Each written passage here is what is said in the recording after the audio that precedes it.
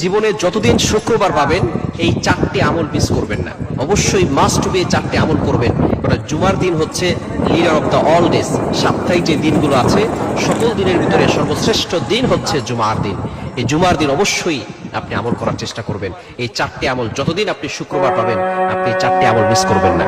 Number one, এক number হচ্ছে দুরুদের আমল বেশি বেশি করবেন। দুরুদ শরীফের আমল যত বেশি করবেন তত বেশি আপনি আল্লাহর নৈকট্য অর্জন করতে পারবেন।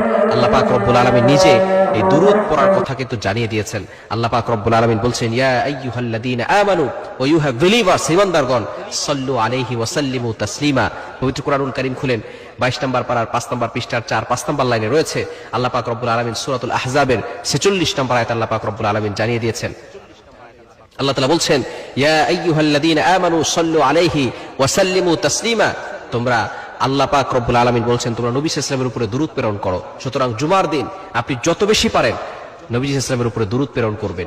নাম্বার 2, দ্বিতীয় নাম্বার হচ্ছে সূরা কাহফের তেলাওয়াত করবেন। সূরা কাহফ, সূরা কাহফ হচ্ছে খুবই গুরুত্বপূর্ণ একটি সূরা। যে ব্যক্তি জুমার দিনে সূরা কাহফ তেলাওয়াত করবে আল্লাহ পাক রব্বুল আলামিন তাকে দাজ্জালের ফিতনা থেকে হেফাজত করবে।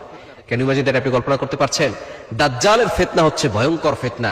নবীজি সাল্লাল্লাহু আলাইহি ওয়াসাল্লাম শুধু নন, সকল নবীরা এই দাজ্জালের ফিতনা থেকে বাঁচতে তার উম্মতদেরকে সতর্ক করেছেন। আমাদের নবীজি সাল্লাল্লাহু আলাইহি ওয়াসাল্লাম নিজে কিছু সতর্কবার্তা দিয়েছেন। শুধু তাই নয়, দাজ্জাল কেমন হবে সেটাও নবী সাল্লাল্লাহু আলাইহি ওয়াসাল্লাম জানিয়ে দিয়েছেন। সুতরাং এই দাজ্জালের ফিতনা থেকে বাঁচতে এবং দুনিয়ার সকল ফিতনা থেকে বাঁচতে আমরা প্রতি শুক্রবারে জুমার দিনে সূরা কাহফের তেলাওয়াত করব।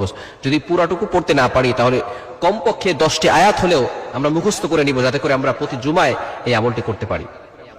4 নম্বর আমল হচ্ছে আগে আগে মসজিদে ঢোকা। আগে আগে মসজিদে গেলে একটা উট সর্বপ্রথম যে যাবে একেবারে খতিব সাহেবের সামনে বসবে, কারোর সাথে কথা না বলে খুতবা শুনবে, আলোচনা শুনবে, নামাজ পড়বে, তাহলে আল্লাহ পাক রব্বুল আলামিন তাকে একটি উট কুরবানি করার সওয়াব দান করবে। এরপরে যে যাবে তাকে একটি গরু কুরবানি করার সওয়াব দান করবেন। এরপরে যে যাবে তাকে একটি বকরি কুরবানি করার সওয়াব দান করবেন। এভাবে আস্তে আস্তে মুরগি, তারপরে ডিম কুরবানি করার সওয়াব, অর্থাৎ ডিম দান করলে যে সওয়াব হয় সেই সওয়াব আল্লাহ পাক রব্বুল আলামিন তার আমলনামায় দিয়ে দিবে। এজন্য মসজিদে আগে আগে যাওয়ার চেষ্টা করবেন। এবং এত ফজিলতপূর্ণ হাদিস আমি আর পাইনি। নবীজি সাল্লাল্লাহু আলাইহি ওয়াসাল্লাম জানিয়ে দিয়েছেন, যে ব্যক্তি জুমার নামাজের জন্য পবিত্র হয়ে এরপরে সুন্দর পোশাক পরিধান করে, উত্তম পোশাক পরিধান করে, এরপরে আতর ব্যবহার করে, এরপরে যে রাস্তা দিয়ে সে মসজিদে যায়, ওই প্রতিটি কদমে কদমে আল্লাহ পাক রব্বুল আলামিন তার 1 বছরের গুনাহ মাফ করে দেন এবং 1 বছর আমল করলে যে সওয়াব হয় সেই সওয়াব আল্লাহ তাআলা তার আমলনামায় দিয়ে দেন প্রতিটি কদমে কদমে। এবার চিন্তা করেন, একটু আগে আগে মসজিদে আসলে সওয়াব কম হবে না বেশি হবে? আসতে পারবো তো ইনশাআল্লাহ?